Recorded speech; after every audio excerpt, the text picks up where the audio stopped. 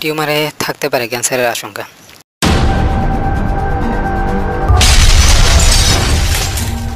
It's DNTV now. পূর্ণবয়স্কদের শরীরে হাড়ে দেখা দিতে পারে নানা রকম রোগ।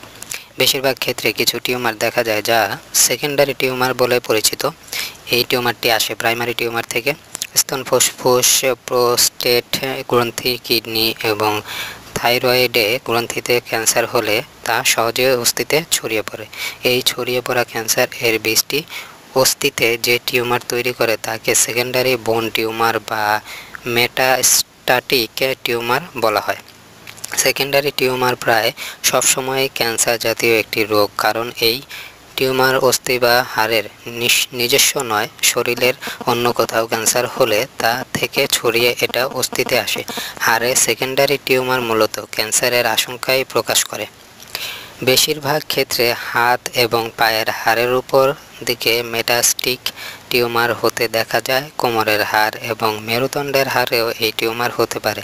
এই ধরনের টিউমার হলে রোগী খুব ব্যথা অনুভব করে, হাত ও পায়ের কাজ করার ক্ষমতা কমে যায়, নড়াচড়া করতে অসুবিধা হয় এবং খুব অল্প আঘাতেও টিউমার হওয়া হাড়টি ভেঙে যেতে পারে। এই টিউমার হলে রক্তে ক্যালসিয়ামের মাত্রা অনেক বেড়ে যেতে দেখা যায়।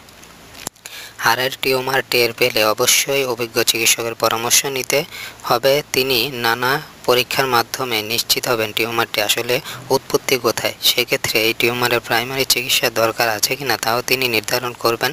তিনি হয়তো বুক এবং পিঠের সিটি স্ক্যান দিতে পারেন। এভাবেও রোগের উৎস ধরা না গেলে বায়োপসি পর্যন্ত করাতে পারেন।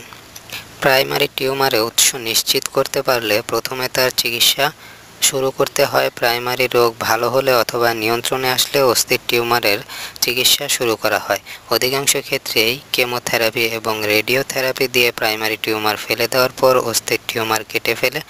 তবে পুরো চিকিৎসা নির্ভর করে টিউমারটি স্টেজের উপর। Subscribe now, Game News TV.